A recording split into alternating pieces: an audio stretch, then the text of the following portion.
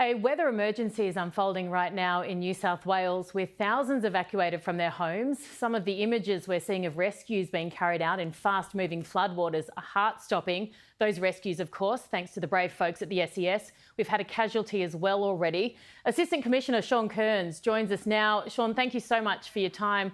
What is the situation currently? Thank you. Good evening. The situation currently is we have had an east coast low form off the coast around the Hunter region. That is causing significant rainfall throughout today to Metropolitan Sydney and parts of the Central Coast. With that, we have seen significant river rises, particularly in the Hawkesbury-Nepean. New South Wales SES has issued over 40 evacuation orders and another 40 evacuation warnings for a number of communities in the Hawkesbury-Nepean area. So we are asking people to listen to our evacuation warnings and orders and to make safe decisions and leave when asked to do so by New South Wales State Emergency Service or other emergency service partners. We've already had a death. Can you tell me what happened?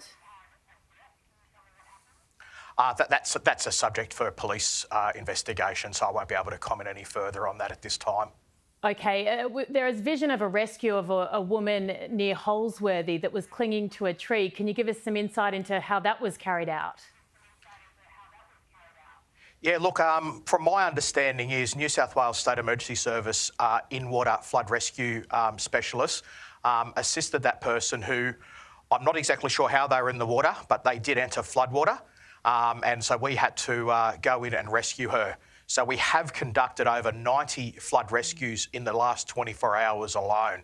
So we are asking the community to please don't drive, walk or play in floodwater. It's extremely dangerous. You're putting not only your life at risk, but those of the rescuers that need to come save you.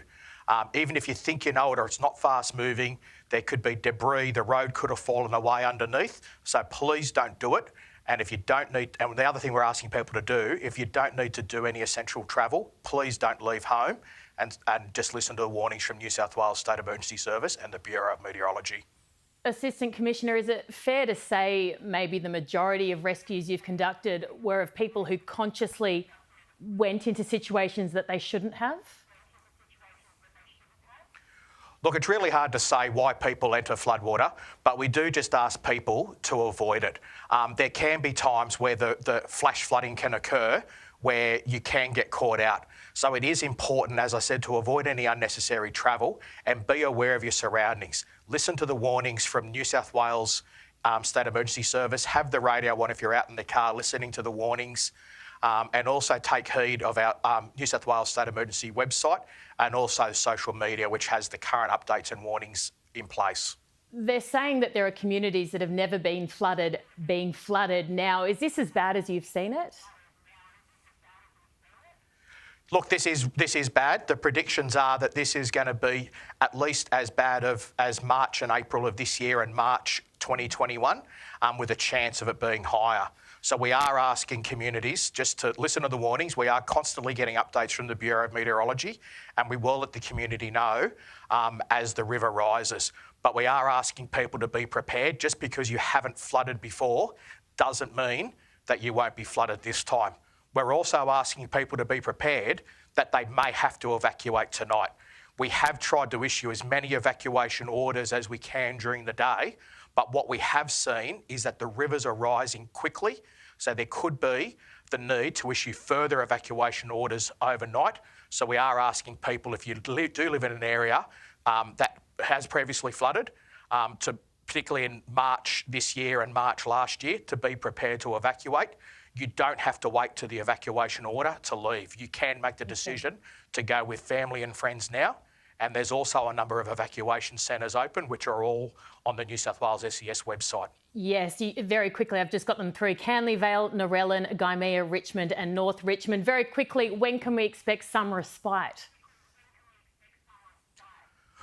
Look, the Bureau is still saying that we are going to see heavy rainfall continue into the night.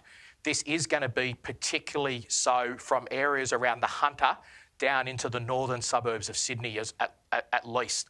What we are also expecting and is being predicted is very severe winds. So we are asking people to be aware that trees could be blown over because the ground is so saturated.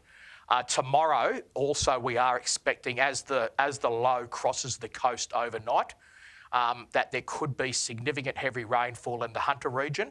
And so from tomorrow, we are also expecting that communities in the Hunter region may also be subject to evacuation warning and orders, but we are monitoring that situation and we will warn the communities.